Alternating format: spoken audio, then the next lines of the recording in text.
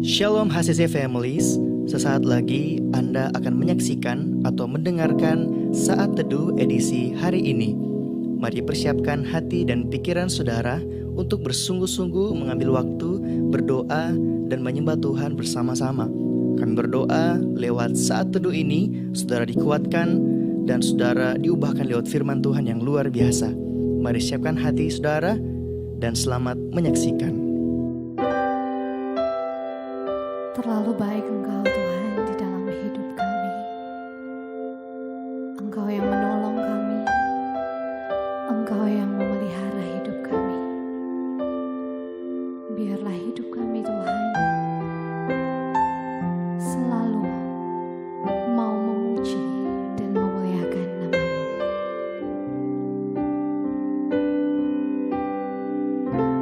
Musim akan selalu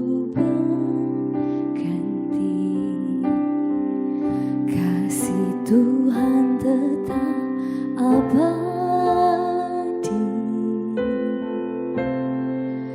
tak akan berubah sampai selamanya. Ku tetap percaya, ku yakin Tuhan memberkati.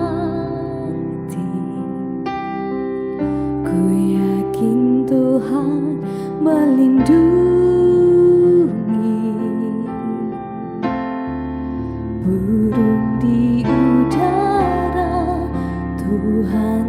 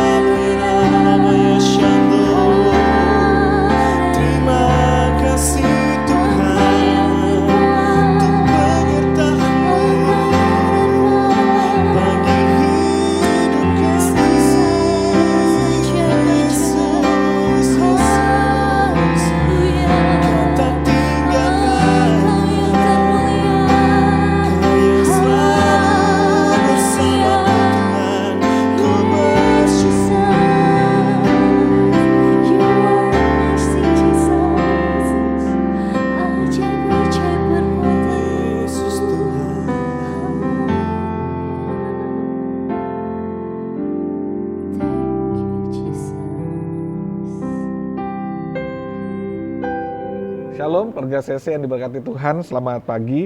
Senang sekali kita ada di pagi hari ini dalam keadaan sehat, baik, bahagia, dan diberkati Tuhan. Doa saya semua kita tetap dalam kebaikan, kemurahan Tuhan yang luar biasa. Nah, kita bersyukur kita ada di bulan yang baru, di bulan September. Nah, kalau sudah ber ini, berarti sudah lama lagi orang somo Natal, ya. Sudah mau bulan Desember, ya. Bulan lalu, saudara, di bulan Agustus, mulai bulan Juli akhir itu beberapa keluarga CC terpapar COVID, tapi puji Tuhan kita semua bisa melewatinya. Saya senang melihat ada kesembuhan, ada pemulihan, ada mujizat yang terjadi buat keluarga CC. Kita bersyukur bahwa di balik semua yang terjadi, saya percaya ada kebaikan dan kemurahan Tuhan yang luar biasa. Nah, saudara, saya berdoa supaya seri bulan lalu tentang khotbah Yesus di Bukit itu memberkati hidup saudara, dan semua saat teduh itu tersimpan di YouTube. Saudara bisa lihat di playlist kalau saudara ingin dengarkan lagi, ingin belajar lagi. Nah, di bulan yang baru ini kita sampai pada pelajaran yang baru, yaitu seri Salib Yesus. Kita akan mempelajari tentang salib Yesus, bukan tentang logo atau lambangnya saja yang jadi hiasan di rumah kita atau di baju-baju Kristiani lainnya, tapi kita akan memaknai salib lebih dalam. Ada apa dengan salib? Kenapa dengan salib? Saya berdoa agar dengan pemahaman ini saudara akan mengerti dan mengalami berkat Tuhan di dalamnya. Harapan saya semua kita akan mengenal Yesus lebih dalam lewat seri salib Yesus ini, sehingga hidup kita tetap dapat bertumbuh dan berbuah banyak, dan lewat hidup kita nama Tuhan dipermuliakan. Saudaraku, keluarga CC, apabila saat teduh ini memberkati saudara, menguatkan saudara, mengubahkan hidup saudara, mari bagikan ini di media sosial saudara, bagikan lewat WhatsApp ke keluarga yang lain, saudara yang lain, agar mereka juga dikuatkan dan diubahkan lewat firman Tuhan. Baik, puji Tuhan, mari kita mau berdoa bersama. Bapak, terima kasih, bersyukur kami ada di bulan yang baru, di bulan September. Bersyukur untuk pertolongan Tuhan sepanjang bulan Agustus yang kami lewati.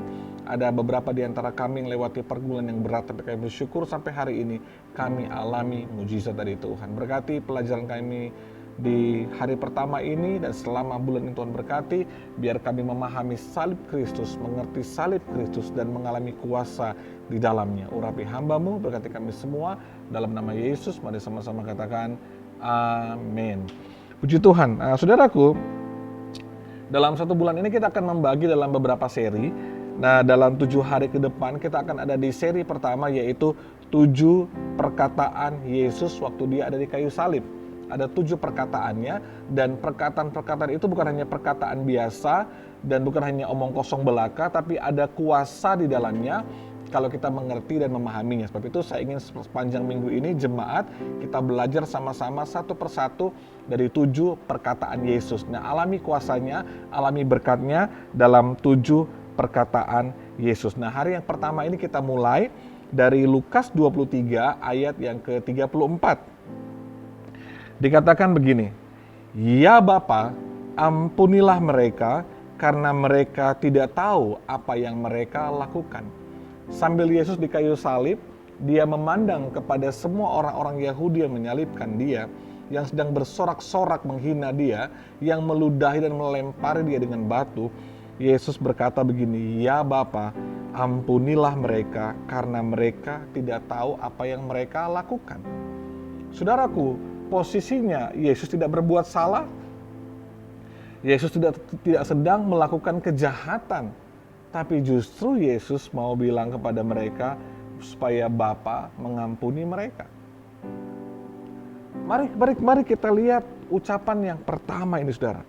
Ucapan pengampunan yang diucapkan oleh Yesus ini mengajarkan bahwa prinsip pengampunan adalah mengasihi musuh kita.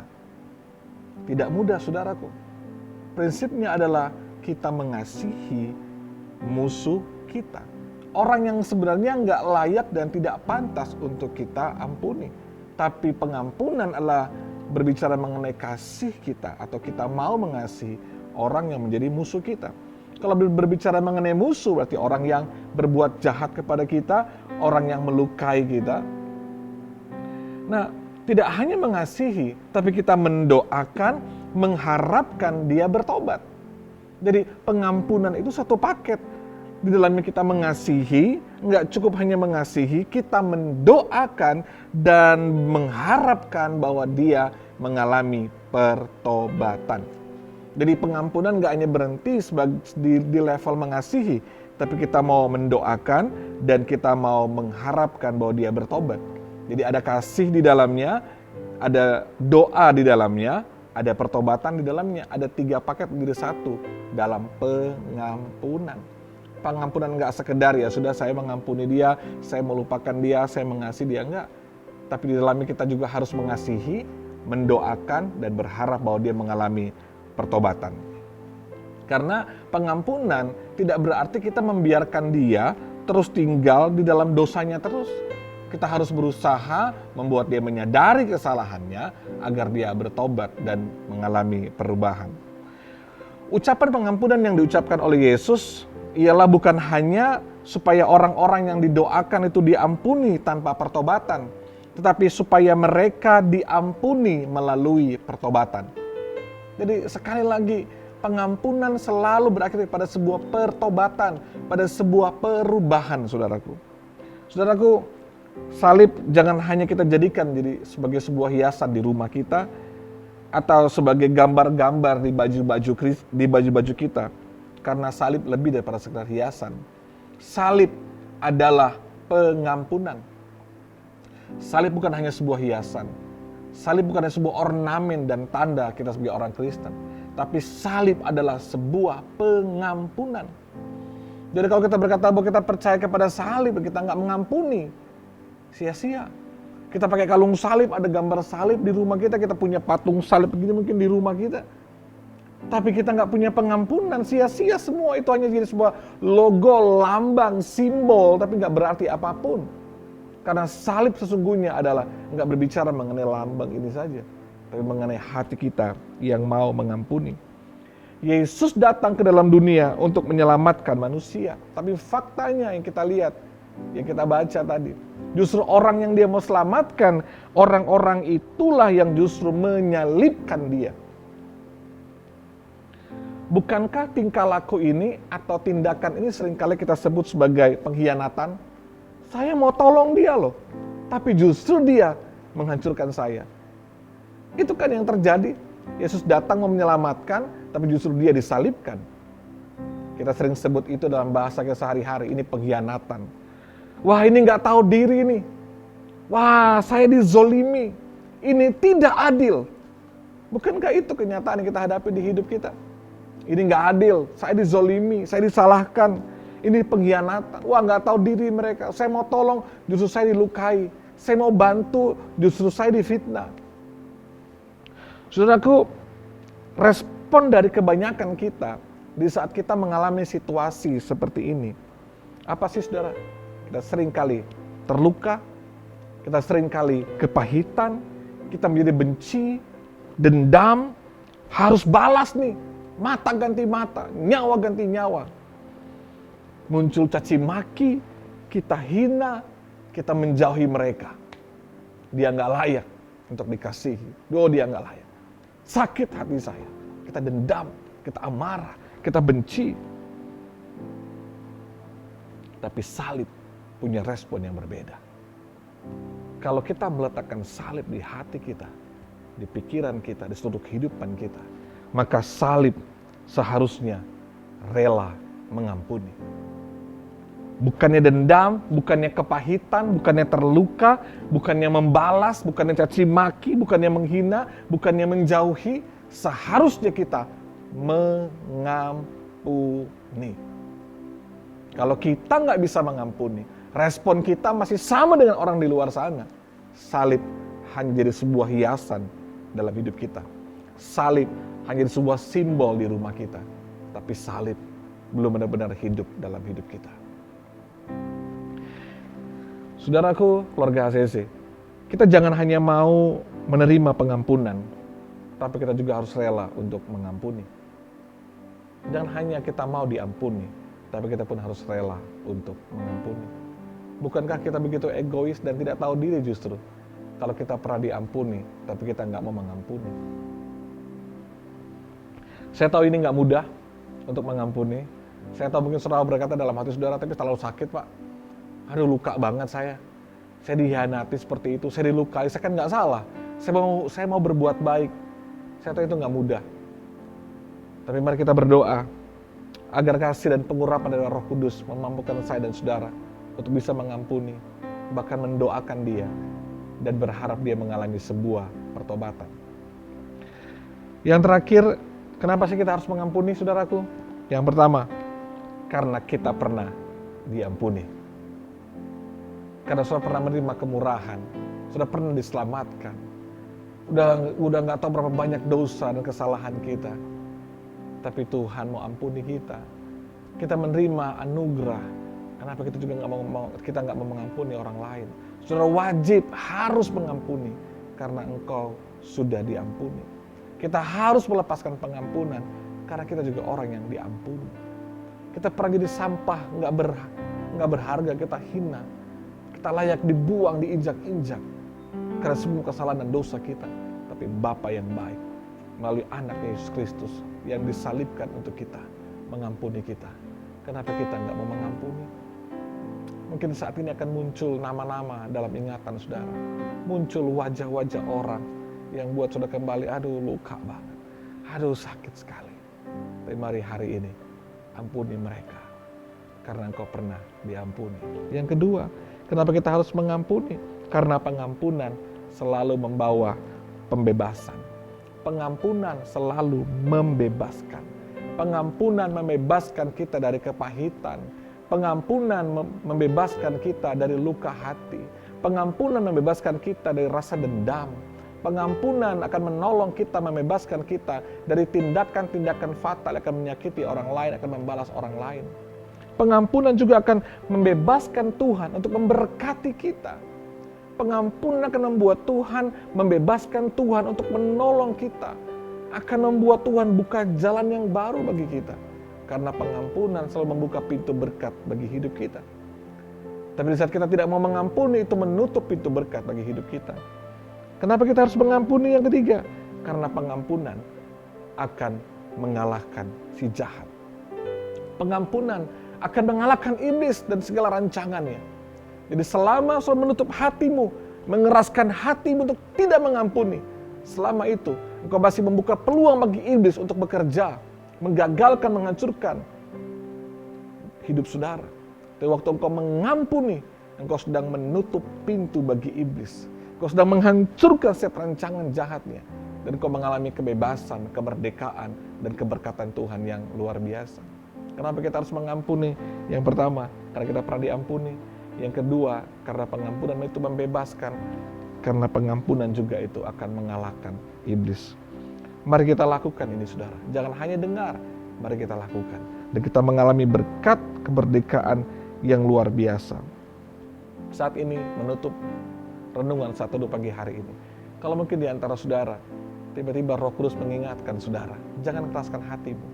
Jangan keraskan hatimu. Ini momen yang terbaik.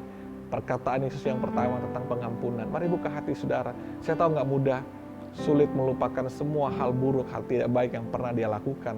Itu mungkin melukai hatimu sangat dalam. Tersimpan begitu lama kepahitan kepada suamimu, kepada istrimu, kepada orang tuamu mungkin, atau kepada siapapun yang pernah melukai saudara. Kau rasa kau dihianati. Mari hari ini kalau engkau butuh didoakan, taruh tangan kanan di dadamu, saya mau berdoa bagi saudara. Bapak terima kasih, salibmu mengajarkan kami hari ini tentang pengampunan Tuhan. Aku berdoa beberapa orang di antara kami, tiba-tiba Tuhan saat ini muncul nama-nama, muncul wajah-wajah orang yang melukai mereka, yang mengkhianati mereka, yang menghancurkan mereka, menipu mereka, melukai mereka. Aku berdoa saat ini Tuhan, beberapa di antara kami sulit Tuhan untuk melepaskan pengampunan. Tapi aku doa di dalam nama Yesus, oh kuasa Roh Kudus, kasih Tuhan mengalir di hati setiap kami. Menjamah dalam nama Yesus, memampukan kami untuk melepaskan pengampunan dan mendoakan dia dan berharap bahwa dia mengalami pertobatan daripada Tuhan. Mari saudara sebutkan nama orang itu, lepaskan pengampunan, katakan kau mengampuni, kau mengasihi dia, dan mulai saudara berdoa buat dia dan harapkan pertobatan bagi hidupnya. Oh, Roh Kudus mampukan saudara, Roh Kudus tolong saudara untuk melepaskan pengampunan. Biar salib enggak hanya menjadi logo, lambang, simbol di hidup kami, tapi salib itu hidup di hidup kami. Roh Kudus tolong semua umat-Mu, mereka sehat, diberkati, bahagia bersama dengan keluarga. Kami percaya sepanjang bulan ini kami dipelihara Tuhan, kami ditolong Tuhan, diberkati Tuhan. Kami dan seisi rumah kami diberkati, kami dan seisi rumah kami bahagia, ditolong Tuhan dan mengalami berkat daripada Tuhan. Terima kasih Roh Kudus yang baik. Ini doa syukur kami dalam nama Yesus. Haleluya. Amin.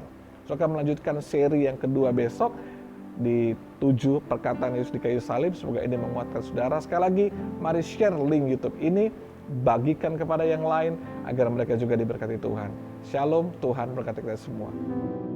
Terima kasih Anda telah menyaksikan Worship from Home edisi Saat Teduh. Kami berdoa saudara diberkati dan dikuatkan lewat edisi Saat Teduh kali ini. Sampai berjumpa di konten online Worship from Home berikutnya. Tuhan Yesus memberkati.